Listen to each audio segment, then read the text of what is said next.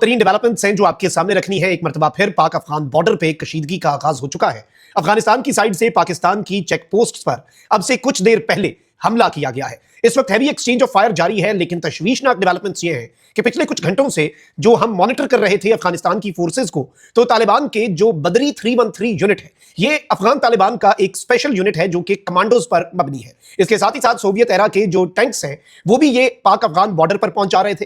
और अब यूं लगता है कि अफगान तालिबान जो है उन्होंने अपनी तैयारी करके एक मरतबा फिर पाक अफगान बॉर्डर पर जंग का आगाज कर दिया है। लेटेस्ट ऑन ग्राउंड डेवलपमेंट्स क्या है वो भी डिस्कस कर लेते हैं। पाकिस्तानी फोर्सेस इस वक्त किस तरह से भरपूर जवाबी कार्रवाई कर रही हैं और काबुल पर हमले की पेशगी वार्निंग जो है वो भी पाकिस्तान की तरफ से जारी कर दी गई है, क्योंकि पाकिस्तान के स्टेट ने एक बहुत क्लियर कट मौक़िफ़ अपनाया है। हमने एक न्यू नॉर्मल जो है वो लॉन्च कर दिया है और अब ऑपरेशन खैबर स्टॉर्म का वक्त आन पहुंचा है। इससे पहले सिर्फ ऑपरेशन खैबर स्टॉर्म का हमने ऐलान किया था कि अब से कुछ भी हुआ तो काबुल भी नहीं बचेगा, कंधार भी हमारे निशाने पर होगा और अफगानिस्तान के तुलो अर्ज में अब सिर्फ टीटीपी फितनल खवारिज और बीएलए फितनल हिंदुस्तान के ठिकानों को निशाना नहीं बनाया जाएगा, बल्कि उनकी सहूलतकारी करने वाले जो मिलिट्री कैंप्स हैं या उनकी सहूलतकारी करने वाले तालिबान रिजीम के जो कमांडर्स हैं वो भी नहीं बचेंगे। तो इस हवाले से भी कुछ डिटेल्स हैं, लेकिन जो बॉर्डर से अपडेट्स आ रही हैं वो तशवीशनाक है। मैं सारी डेवलपमेंट्स आपके सामने रखता हूं, लेकिन अगर अभी तक आपने इस वीडियो को लाइक नहीं किया, लाइक जरूर कर दें। कॉमेंट सेक्शन में पाकिस्तान जिंदाबाद का नारा जरूर कॉमेंट करें और जिन लोगों ने चैनल को सब्सक्राइब नहीं किया उनसे मेरी ये दरखास्त है कि चैनल को लाजमी सब्सक्राइब कर लें।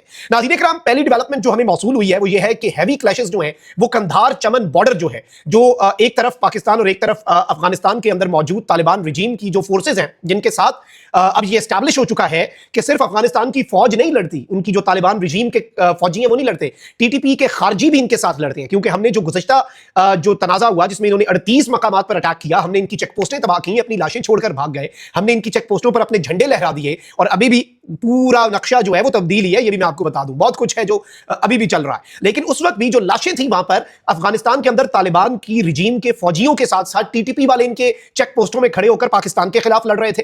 अब नाज़रीन इकराम, मैं आपको ये बताऊं कि तालिबान रिजीम और पाकिस्तान की बॉर्डर फोर्सेस जो है उनके दरमियान सबसे पहले ये अफगानिस्तान की तरफ से रिपोर्ट हुआ कि हैवी क्लैशेस जो है वो कंधार चमन बॉर्डर पे बताए गए हैं।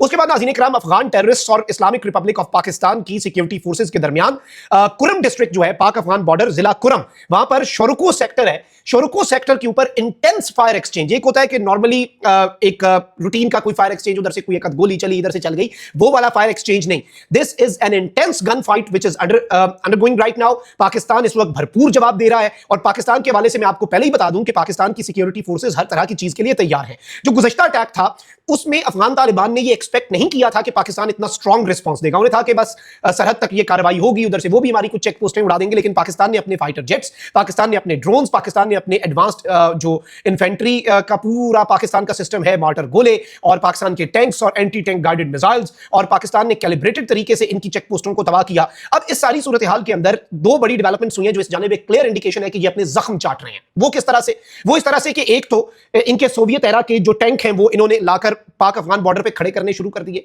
फिर दूसरी चीज, सबसे अहम तरीन चीज जो हुई वो ये कि बदरी 313 यूनिट जो है अफगान तालिबान का, उसे इन्होंने मूव किया कि भाई तुम बॉर्डर पे जाओ, क्योंकि ये इनका सबसे एलीट कमांडो यूनिट है। ये प्रॉपर्ली ट्रेंड इनके आप कह लें कि फौजी हैं। ये इनके पास थोड़ी सी तादाद नहीं है, वैसे ये गलती करेंगे थोड़े बहुत। अगर आपके पास कमांडो हो तो संभाल के रखना चाहिए, नहीं उन्हें बेचारों को इधर आग में झोंक रहे हो, वो भी नहीं रहेंगे जो है, वो भी नहीं रहेंगे। आगे एनआरएफ और बाकी ग्रुप्स तुम लोगों को तुल के रखा हुआ है उन्होंने, और पाकिस्तान के हाथों फेंटा, लेकिन इन्होंने खाना है फेंटा।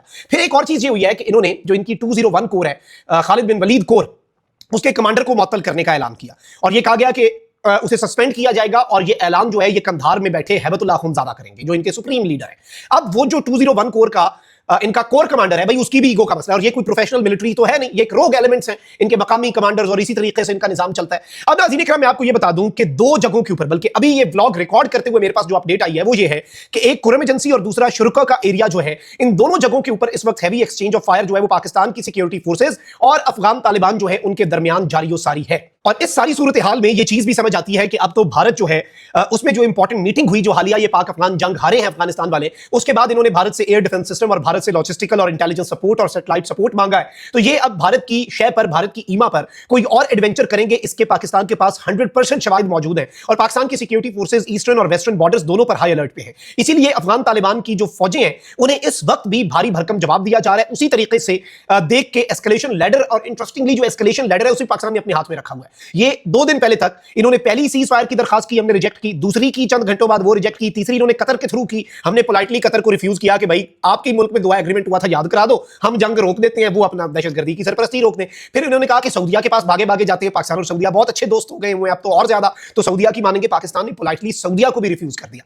अब सूरत हाल यह है कि इस वक्त बॉर्डर के ऊपर घुमसान का रंग दोबारा से पड़ चुका है। पाकिस्तान ने पहले ही कहा था कि भाई पार्शियल सीज फायर है। पार्शियल सीज फायर क्या होता है? पार्शियल सीज फायर ये है, ठीक है अभी ये वाली कार्रवाई रोक रहे हैं, तुम लोग करोगे, हमारी तरफ से जंग अभी भी जारी है, तुम्हारी तरफ से रुकी हुई है, तुम्हारी तरफ से भी रुकी हुई है। और सेकंडली, जैसे ही खैबर पख्तूनख्वा या बलूचिस्तान के अंदर किसी दहशतगर्द ने बम धमाका तो दूर की बात, खुदकुश हमला तो दूर की बात, आईईडी ब्लास्ट तो दूर की बात, व्हीकल बॉर्न आईईडी तो दूर की बात, कोई भी सिविलियन या सिक्योरिटी फोर्सेस के ऊपर हमला किया, अगर इन्होंने कोई भी हमला किया तो जवाब जो है वो पाकिस्तान की एयरफोर्स देगी, काबुल तक स्ट्राइक्स करेगी। और अब तो पाकिस्तान की सिक्योरिटी फोर्सेस ने 60 डिफरेंट टारगेट्स जो हैं वो आइडेंटिफाई कर लिए हैं।